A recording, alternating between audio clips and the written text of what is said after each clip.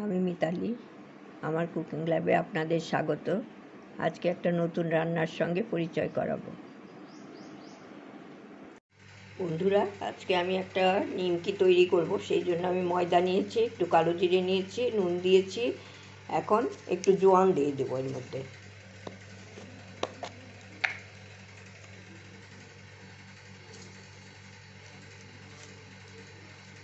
এই যে জোয়ান দিয়ে দিচ্ছি, তারপরে এটা মিশিয়ে নিচ্ছি। আমি এক হাতে করছি, সেই জন্য আপনারা একটু অ্যাডজাস্ট করবেন আমার সঙ্গে, এই রিকোয়েস্টটা থাকলো। আর এখানে আমি সাদা তেল নিয়ে নিচ্ছি, এই 2 চামচ মতো। এইটা খুব ভালো করে মিশিয়ে নিচ্ছি, ময়াম দিয়ে নিচ্ছি। এরকম করে ময়াম দিয়ে তারপরে জল দিয়ে মেখে নেব। সেটা তো আপনারা সবসময় করছেন, জানেন এই সব। আর তারপর নিমকি জ্বালার সময় আপনাদের আমি একটু দেখিয়ে দেবো। বন্ধুরা, এই যে আমি ময়দাটা মেখে নিয়েছি, এরকম নরম হবে এরকম। এটা এখন 15 মিনিট আমি রেস্টে রেখে তারপরে আবার ফিরে আসছি। বন্ধুরা, আমি এই মাখা থেকে লেচি কেটে নিয়ে এসেছি। এখন আমি বেলে আপনাদের তৈরি করে দেখাবো।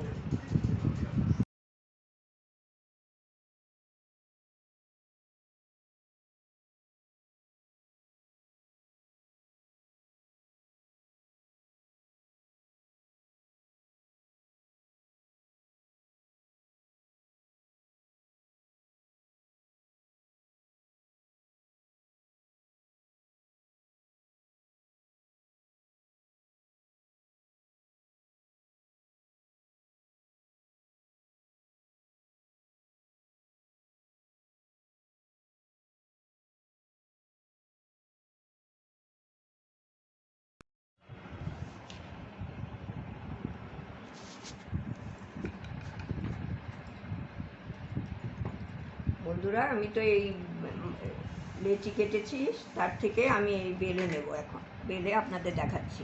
এইটা একটু লম্বাটে করে বেলবেন, একটু লম্বাটে করে, একটু পাতলা করে, খুব পাতলা নয়, খুব মোটাও নয়, একটু পাতলার দিকেই থাকবে। কেটে নিয়ে তারপরে বেলে নিয়ে তারপরে এই যে একটা ধারালো ছুরি কিংবা এই আমার চামচের নিচের দিকটা একটু ধারালো আছে, সেইটা দিয়ে আমি কাটছি। সরু সরু করে লম্বা লম্বা করে কেটে নেবেন। কেটে তারপরে এইটা এইভাবে 2 দিকটা এরকম করে আটকে একটু টুইস্ট করে নেবেন। এই যে এরকম টুইস্ট করে রেখে দিলাম। আরেকটা বেলে দেখাচ্ছি আমি।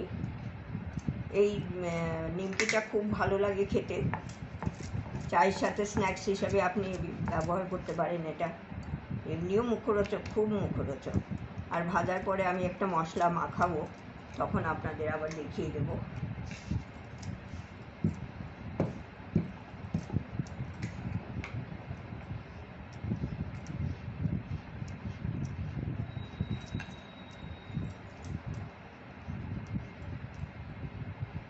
এরকম টুইস্ট করে এরকম করবেন। আমি সবগুলো বেলে আবার ফিরে আসছি।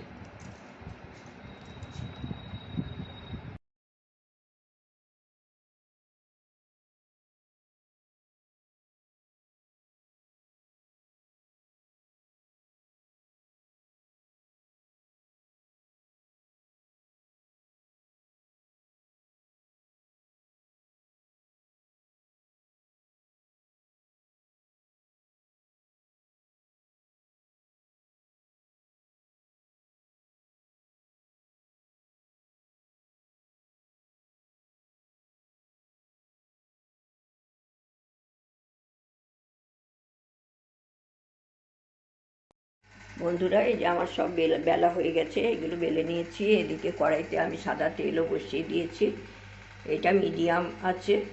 এখন আমি এগুলো ভেজে নেব।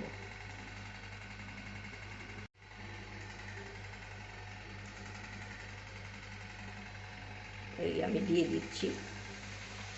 আমি এক হাতে ভিডিও তুলি তো, এক হাতে ফোনটা ধরে, সেই জন্য একটু এদিক ওদিক হয়ে যায়। একটু অ্যাডজাস্ট করবেন আপনারা আমার সঙ্গে। এই তিনটেই দিয়ে দিলাম, একটু তো ফুলে ফুলে যাবে, একটু লাইট গোল্ডেন করে ভেজে নেবেন আর কি।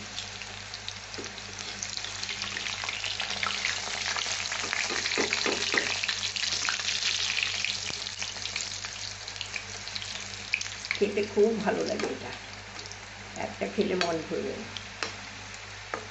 আর চায়ের সাথে করে রেখে দিতে পারেন একটা কন্টেনারে করে, বেশ অনেক দিনই থাকে ভালো।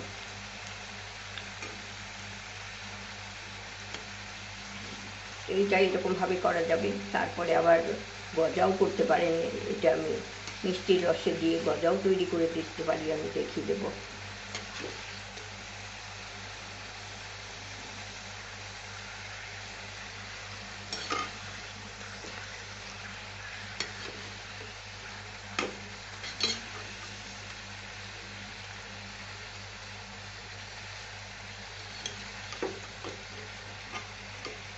এরকম ইয়ে করে আমি সবগুলো এরকম গোল্ডেন করে ভেজে নেব।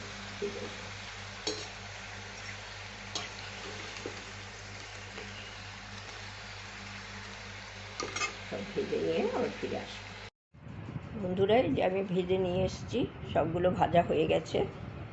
এই আর আমি এক মশলার মধ্যে এই যে গোলমরিচ নিয়ে এসেছি 1 চামচ, 1 চামচ বিট নুন, এই দুটো মিশিয়ে এর ওপরে আমি ছড়িয়ে দেব। খুব টেস্টি হয় তাহলে। এই সবগুলোর ওপরে আমি ছড়িয়ে দিচ্ছি,